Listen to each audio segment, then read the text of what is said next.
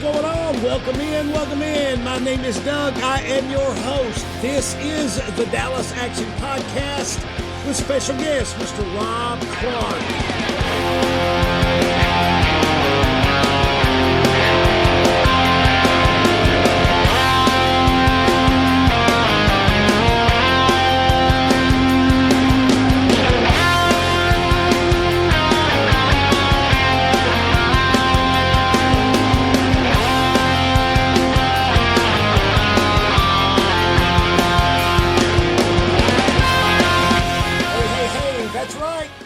Gentlemen, we did it finally. We talked about it 5-6 months ago, it seems like. But from all the way from West Virginia, like I said in the introduction to this episode of the Dallas Action, my man, my brother, my collaborator, Mr. Rob Clark, host of the Lone Gunman Podcast, is here. Hello, my friend. What's up? What do you say, Douglas? Happy to be here. You know what, man? It's this is very cool. Thank you very much. Man, I'm okay, man. It's a beautiful day where I'm at. It's one of those nice, relaxed sort of days. It's hot outside, but, other than that, everything's cool. What about you? I've been definitely ill the past couple of days, and but I'm feeling better today, so I'm ready to rock. I can at least talk today, so that's a good thing. Well, yes, I'm going to let everybody know that you are battling through a case of strep throat to be here on the world's most low-rent, deep politics research podcast. And I want to thank you, sir. And I'll have you know that I'm up to 21 listeners now from 18. So all 21, I'm sure, thank you for being here. Well, it's my pleasure, brother. It's my pleasure. And I know a hell of a lot listened to when you came on my show, so I appreciate that. You know, I think we're creeping towards 1,000 listeners on that one, so hell yeah. That's pretty awesome. That's pretty awesome because, one thing we try to do is not give everybody the same old thing. And there's a lot of the same old thing out there, and there's a whole lot of the same 5 topics going on. And I try not to do that here, like when we talked with Mr. Hancock a couple weeks ago about Roy Hargraves. We can go in different directions, and the direction I wanted to go in, I knew immediately that I wanted to, when we talked about you coming on the show, is Banister, because quite frankly, you are more well-versed in the details on Mr. Banister than I am, and I know that you have absorbed more of the background vis-a-vis Dr. Caulfield's book, General Walker and the Murder of President Kennedy, than I have. And you've been doing that thing where we take notes on a book and then we go check out that kind of stuff. And a lot's made of Banister's quote unquote alleged ties to Operation Mongoose and the CIA. And a lot of that is alleged, isn't it? Yeah. I mean, a lot of it is. Of course, there's no documentation, there's no proof of any of this stuff. But when you're looking at the assassination as a whole, very few people want to even take a look at New Orleans and see what the hell was going on there. In the summer of '63, they focus on Dallas and what all's going on there, and they want to look at the Zapruder film. And while it's nice to try to figure out, trajectories and who pulled the trigger and how well they do it,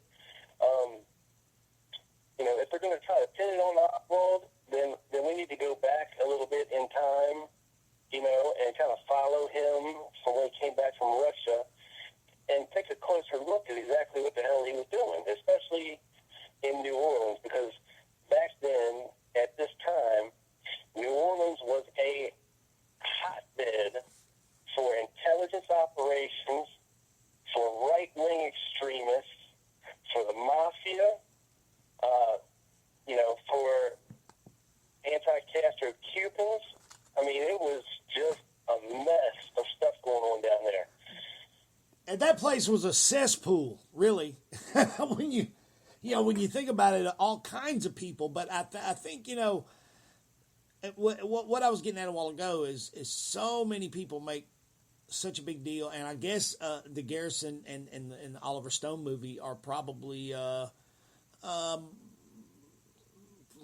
partly responsible in a great way for this. But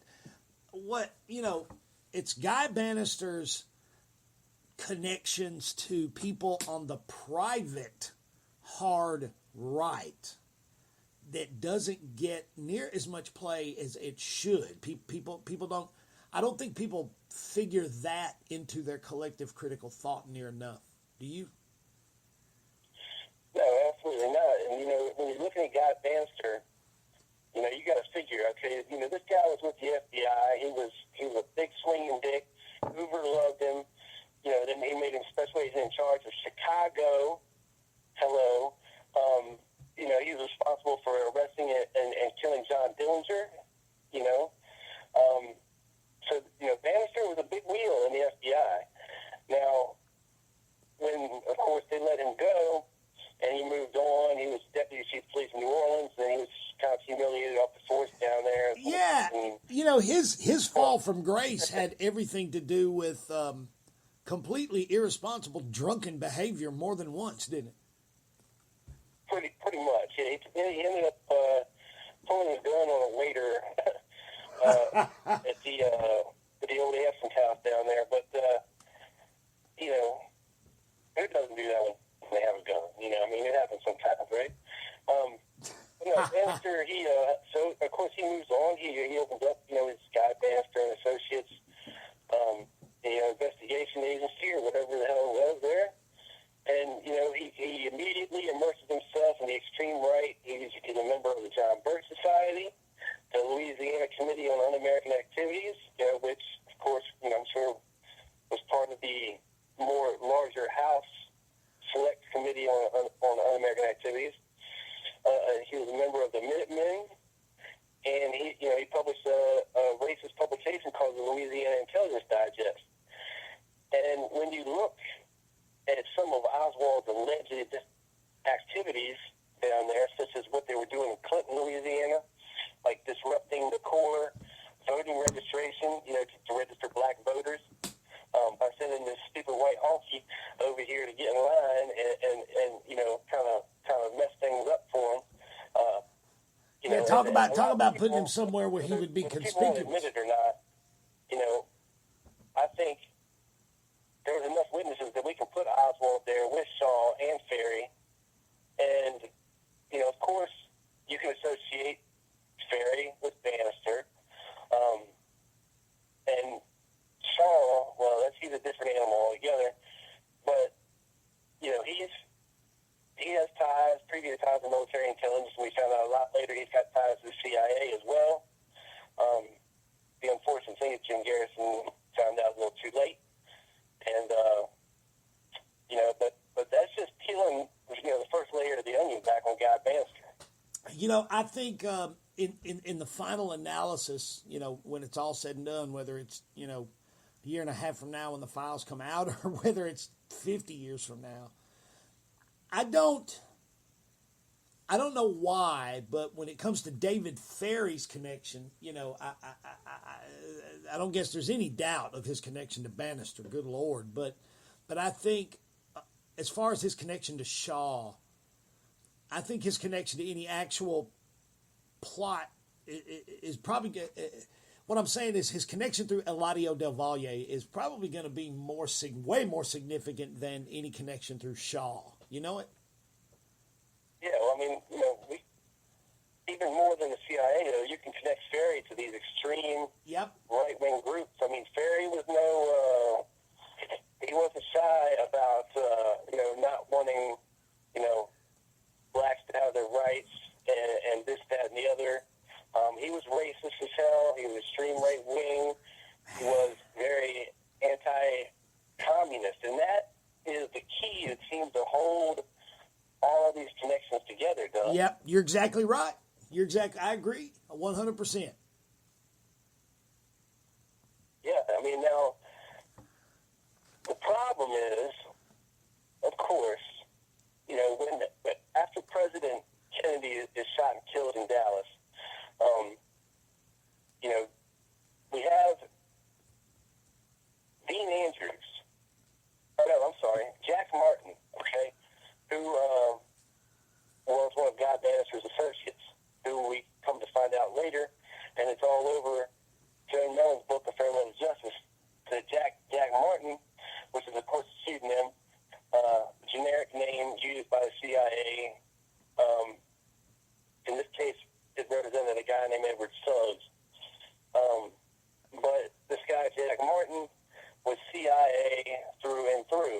Yeah, really, you know, really they. hardcore. I know Oliver Stone's movie really made him out to be sort of a sympathetic character, but man, you know what? In real life, this dude was a plain ass, untrustable thug. Yeah, in real life, Jack Martin had he was a very slick character, con man, badass.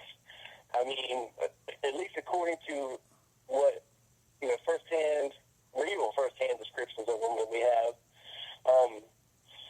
And I believe Joe Mellon, did get some files on him, nothing too major or too revealing.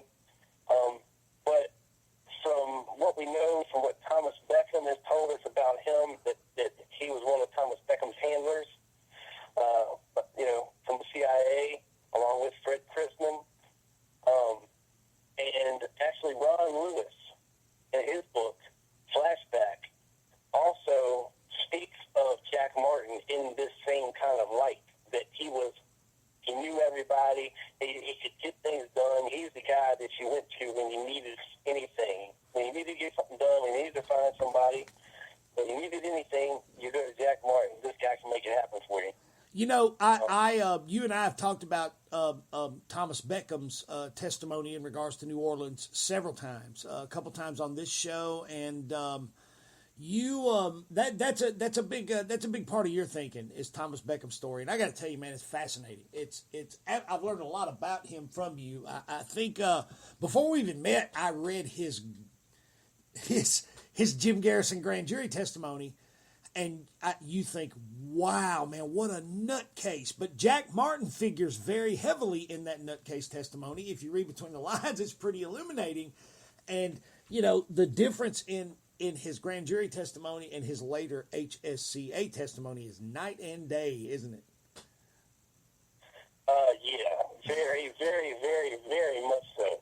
And, when you first read his HSCA testimony, you're like, all right, what the hell is going on here? Because he pulls no punches. He lays it straight out and tells you exactly what happened. At least according to him, and this is for immunized testimony. Okay, nothing he says can be held against him. Yep. Okay, at this point. Christmas dead, Shaw's dead, Ferry's dead, the whole nine are dead. Everybody's dead.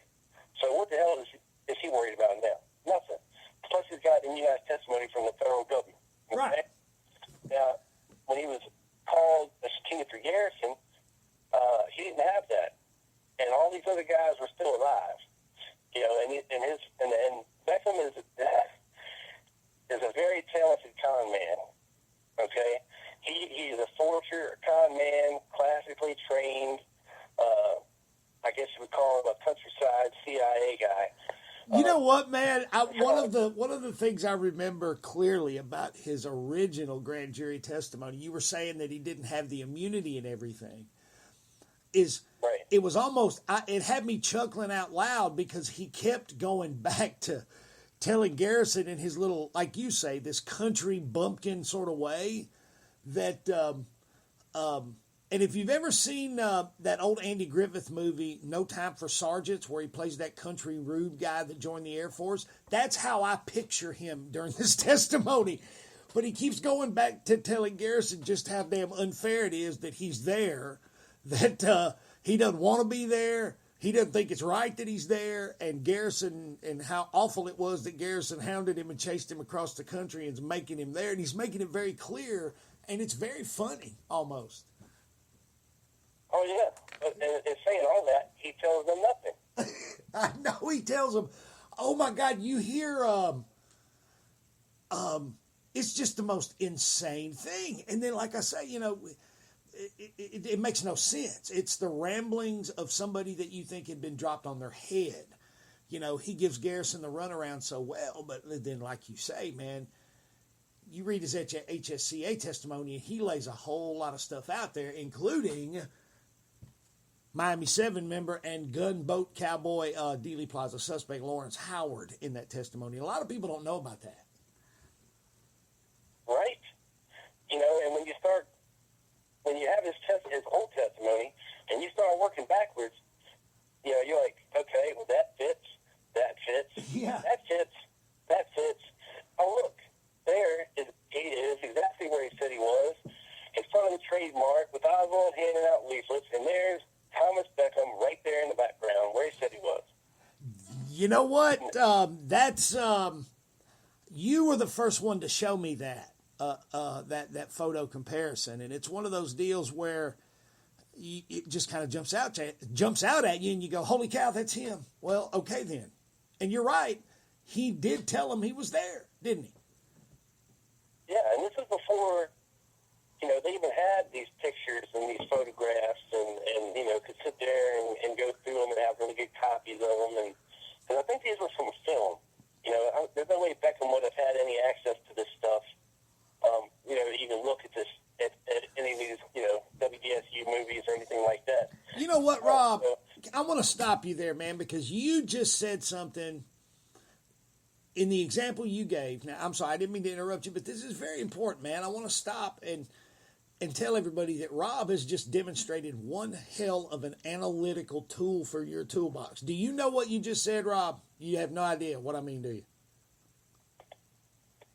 I made an astute observation, right? Right. But here's your astute observation. You mentioned that Beckham told the HSCA about him being there years before we had the photographs that corroborate his story, correct? Right. What you're saying is I believe there was, that the movie, you know, was out there, but I mean, I don't see Beckham being able to get a copy. I don't see Beckham going to the archives and, you know, obtaining a copy of this stuff. Well, before the kind of photo analysis that you're talking about, right? It's before the kind of photo analysis that you're talking about.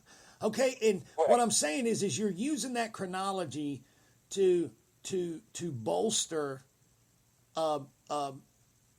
him telling the truth. In other words, you're using it to back it up. Like he says this. Okay, well, years later we get, well, he's saying this before he's ever seen a photograph of somebody that recognizes him. That kind of corroborates it, gives it more backbone.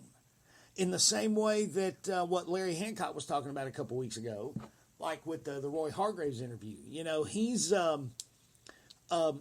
telling Twyman years before we knew that Carlos from Fonzie's book was Bernardo de Torres, and years before Angelo Morgado told Joe Mellon that he was at Odio's house with de Torres. You know, it's okay. Well, how did he know this beforehand? Is what I'm saying. It's an analytical tool. Chronology. You can think about that. Well, how if nobody knew that back then, but he did, that adds credibility. Is what I'm saying. I'm sorry, Rob. I digressed all over the place. I apologize. But do you see what I'm saying? Oh, no, it's all good. Yeah, absolutely. I mean, that's the way you got to look at this stuff, you know. And in his testimony as well, you know, he fingered. You know, well, he didn't finger, but literally, but he delivered documents. Hey, don't start that where you try to make me laugh. Every time you do, we degenerate into madness. But go ahead.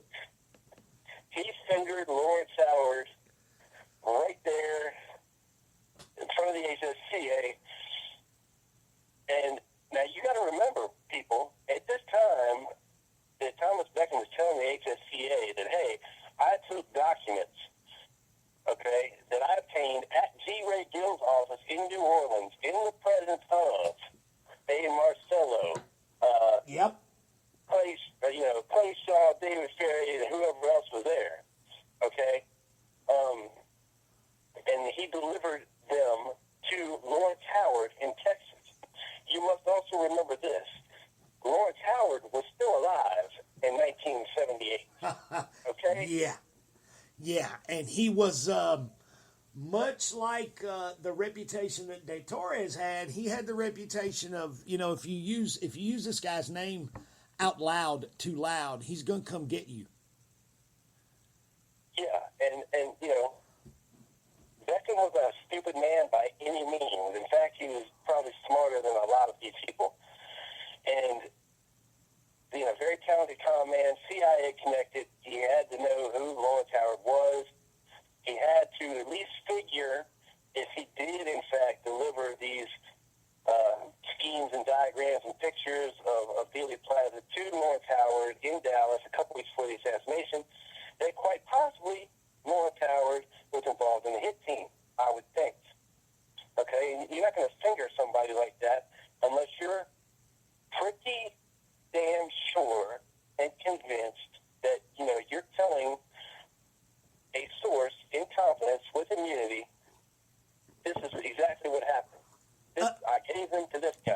And you made a key point, man. You made a key point about right there. You made another key point that Lawrence Howard was still alive. Okay. Yeah. And he went in there and told the House Select Committee about that. That is so huge because it's like, well, I'm going to harken back again to the discussion I had with Larry Hancock about these same guys, the Miami Seven, the Gunboat Cowboys. We know that Howard ran with Santiago, and we know he ran with Hargrave. He was, and I love his term for this, operational. Okay, Howard was operational with Hargraves and Santiago. We know this, all right, and this is coming from a whole a source that's able to be corroborated from the other side of the world, that from Thomas Beckham, from other places. You got L.J. Delsa's testimony, but you again now here you've got Thomas Beckham telling the House Select Committee, yeah, I gave this guy an envelope. It had maps in it, had cash in it. Something was missing. He was pissed off about that, and his name was Lawrence Howard. Then you go, oh, the guy that was operational with Hargraves and Santiago. You know, a lot. The guy that was running with Lauren Hall all summer long. Now put that together with this. Okay, how in the hell would Thomas Beckham know that Lawrence Howard was, in fact, in Dallas, okay, in November of 1963? And also this. Now, you must remember this, that, of course, the HSC investigators were these New Orleans homicide detectives like L.J. Delsa, and that's who investigated Beckham. That's who interviewed Beckham. And it also happened to be the guy that went to California to interview Lawrence Howard. And Doug, we all know what L.J. Delsa thought after speaking to Lawrence Howard. Yes, we do. Right? Yeah, that's another huge thing that and here we go again. It leads right back to these seven guys. Right back to these seven guys, man. L.J. Delsa, you pointed it out to me. I remember you sent me the link, and I can't remember. I think it was episode 137 or 133, or I can't remember what episode, guys. But one of the few things that Jim Fetzer has been a part of in the last 30 years that I will actually point you guys to. You need to check out. There's what Rob's alluding to is an interview with L.J. Delsa. He was a veteran homicide detective who was hired by was it Tannenbaum? That bunch for the first bunch, right, Rob? Yeah. Yeah, the first regime of the House Select Committee. And Fetzer brings up the Goldstein alleged confession by Frank Sturgis about being the grassy knoll gunman, and Delsa cuts him off. Delsa says, oh, no, dude, Sturgis, he was a mouth. He goes, the guy that did that was quiet. And he said, and I met him. I interviewed him at his house. And his name was Lawrence Howard. And I'll tell you what, that'll give you chills, dude. And it's again like the Hargraves interview. You've got to have a certain amount, I think, of background knowledge, and deep sort of deep background stuff on these guys, and then you listen to that L.J. Delsa interview. If you didn't know a lot, if somebody doesn't know a lot about them, they listen to the interview and go, what the hell? Who's this Howard guy, right? Right, yeah, and people totally miss it. They don't make the connections. When you're looking at everything as a whole, it's easy to get a piece from here, a piece from here, a piece from here. But when you start putting them all together like we're doing here, things start clicking and making sense. Now tell everybody about what Beckham said about Howard. There's probably a lot of people that don't know that, man. Tell them what they said about Lawrence Howard of Inner Pen, Lauren Hall's running buddy. What Delsa said about him? No, what Beckham said about him to the HSCA specifically. Well, he just told him that he delivered the stuff to him in Dallas at the Cabana. I think it was the Cabana Hotel, and he was not a very nice man. Didn't say much. He just opened his thing and was like, "Where's the rest of it?" And Beckham was like, "I don't know. That's all they gave me." And he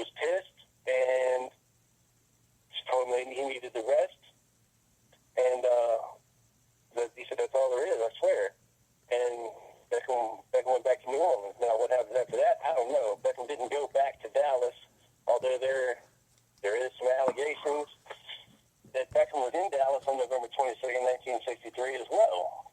Now, He does. You know what? I see him as like you know, like you say, like an errand boy sort of thing. You know, compartmentalized. He doesn't know why he's taking package A to person B. You know, they just say do it. I can see that, but he doesn't look like doesn't strike me as the kind of cat you'd want on the ground if you were these guys. You know, boots on the ground that day. You know what I mean? Not anything operational, no. Yeah, but you know, it's so interesting. We talk about this corroboration, and we've talked a lot about this today. The corroboration coming from other places, you know, that you got to be able to put together with. And if you look at again, I'm going to go back to that. The only place in the Roy Hargraves interview where Howard's mentioned, right? Twyman asks about him. We're talking about Lawrence Howard, the guy that met Beckham, like that Rob's talking about in Dallas. And the only thing that's mentioned is Hargraves says, well, he's still alive, but he ain't going to talk to you. He says, whatever he was connected to from June of 63 to January of 64 is too sensitive. He just won't talk about it. Now, think about that a minute, man. Yeah, I know. It's like, well, you know, Beckham said this stuff back in 1978. Yeah. He actually wrote a book in 2008. Okay, right. 40 years later. He said this stuff about Howard. What'd you say? It was 78, so it was what, early 90s when Hargrave talked to Twyman? So, you know, that's a good 15 years before Hargraves dropped that knowledge about Howard. And Beckham straight up telling him. And the crazy part is, I tell you what would be interesting, dude, is to find out who testified first, Beckham or Lauren Hall, with the immunized testimony as far as chronology, because they didn't ask Lauren Hall one single solitary question about Lawrence Howard when in his immunized testimony. Not one damn question. And I sure would like to know if they had this info from Beckham when they questioned Hall. I doubt it. Or else they would have went after him. You know, they really did kind of go after Hall a little bit. He was a little combative. You know, he tried to start out as hostile witness, you know. But, yeah, they never asked him specifically about Howard. Or if matter of fact, they never asked him about Beckham. You would think, of course, if I was one of these guys, I'd go, hey, you know, if Beckham had already been in there, if I was one of those counsels, I'd say, hey, you ever met a guy named Beckham? What about your buddy Howard? You know, but they never did. They never asked him that. Yeah, well, this is about the time that, you know, Delsa and them got shut down. Yeah. You know, investigating their line of where they were going with everything. They wanted to give Beckham a lie detector test, and they were shut down pretty soon after that. And, that, of course, that never happened. And I actually have a copy of the Beckham testimony on audio, thanks to Richard Gilbride. It's you know, it's barely listenable, but that's where the transcript comes from that we're referring to here, what he told the HSCA. And so you've heard it? In 2008. Huh? You've heard it? Yeah, I got it. Oh, that's cool, man. You need to contact your buddy McBride and see if he's got Lauren Hall's and see if you can sweet talk him out of a copy of that for me. I will try. Yeah, but no, like, to take this all back, though, I mean, let's hit rewind here. All right, because we're still in New Orleans. So we got Guy Banister, okay, seemingly the pivotal character in all this. He's got each of his fat 10 fingers in like 10 different pies here in New Orleans. And one of the things that he's doing, in addition to, you know, lawyer work, detective work, you know, whatever else he's got going on here,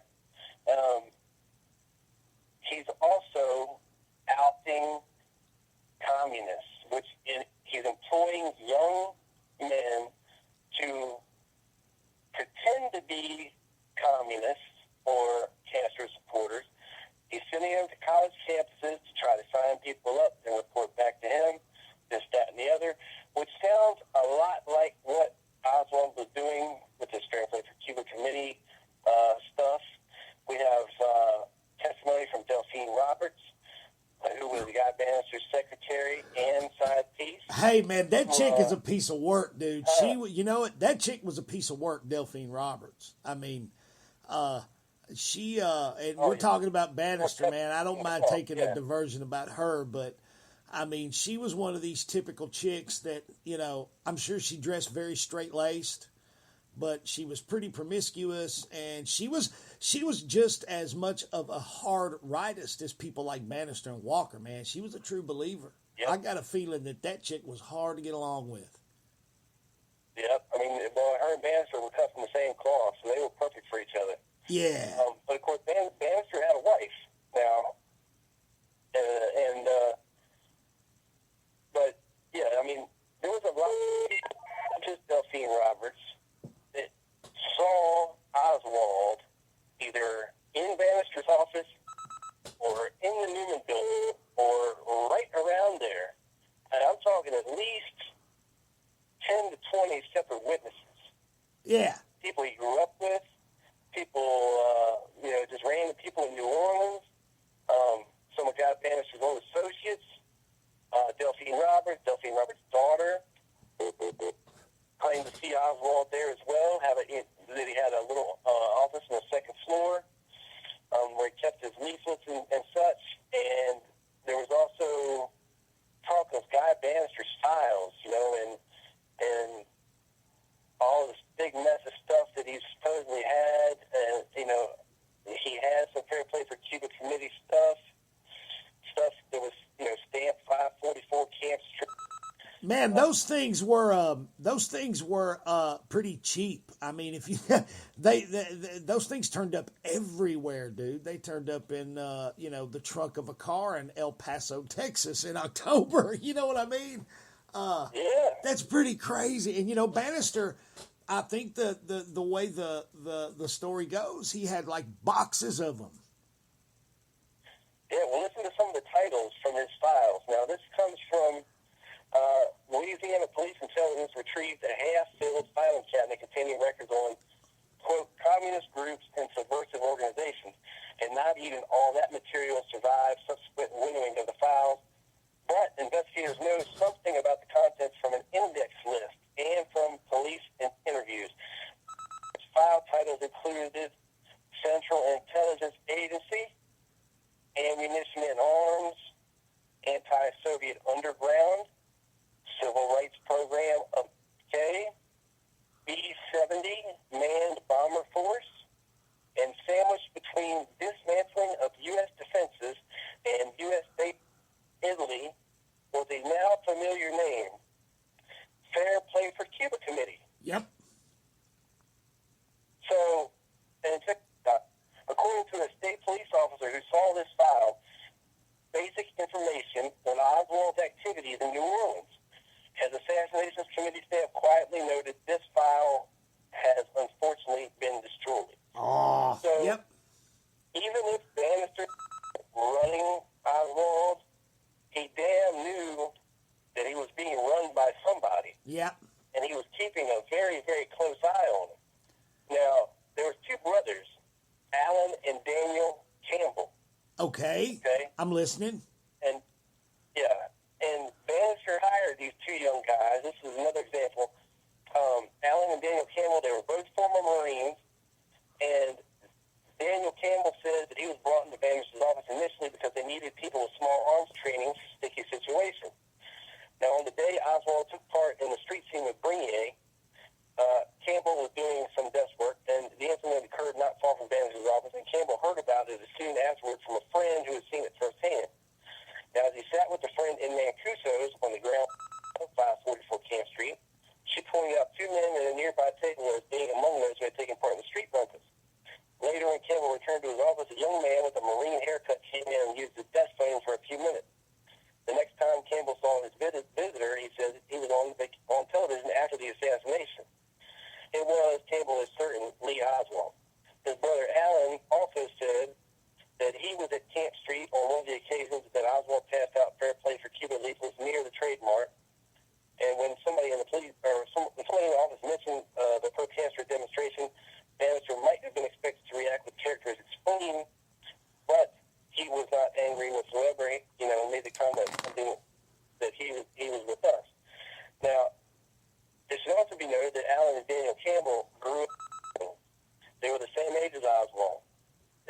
actually in the orphanage at the same time Lee Oswald was in the orphanage as very small children. Oh, really? So they knew this guy. There's no mistaken identity here. So there's no mistake. These Campbell brothers, these ex-Marine Campbell brothers that Banister hired as, I guess for subversive infiltration, I suppose would be a great way to put it, right? That's right. They knew Oswald when they were kids. See, no, man, I'm not a coincidence theorist, dude. Wow. So pray continue. I'm sorry. I just this is fascinating stuff. I'm not real familiar with this story at all. Go ahead. Yeah. So I referred to Delphine's daughter earlier. Her name is Delphine Jr., I guess. I guess they do that in the South. I don't know. She used another room upstairs at Camp Street for photographic work, right? Yeah. And the daughter says today that she and a photographer friend also saw Lee Oswald occasionally upstairs. She says, I knew he had his pamphlets and books and everything in a room along from where we were with our photographic equipment. He was quiet and mostly kept to himself and didn't associate with too many people. He would just say hello or goodbye. I never saw him talk with Guy Banister, but I knew he worked in his office. I knew they were associated. I saw some other men who looked like Americans coming and going occasionally from the room Oswald used. From his attitude and from my mother and what I knew of Banister's work, I got the impression that Oswald was doing something to make people believe he was something he wasn't. I'm sure Guy Banister knew what Oswald was doing. That much, indeed, seems certain. Now, obviously, we were talking before the show, of course, of some of these other connections with Guy Banister, such as guys like Leander Perez, who was a former district attorney of a neighboring parish, turned judge, very well off from selling swampland in his neighboring parish. I mean, he was a multi-millionaire.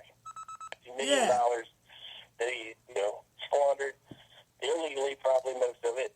But he made himself a little fortune, became a judge. Okay, Judge Leander Perez, and very influential, very right-wing, very good friends with General Walker, very good friends with Guy Banister. Wasn't sniffed, touched, nothing by Tim Garrison, of course. I guess you kind of know your limits there as a district attorney in New Orleans to go after a sitting judge. Yep. And former colleague. You can associate Leander Perez with Judge Miltier, another millionaire, from Georgia. But they're all tied together. They all go to these racial and hate groups, these meetings, and a lot of these funds. Actually, Miltier made the comment to Somerset that he thought Leander Perez was funding all this stuff for the Kennedy assassination. Yeah, buddy. Leander Perez. It's a name you don't hear often. He actually had a office. Guess where, Doug? Where at?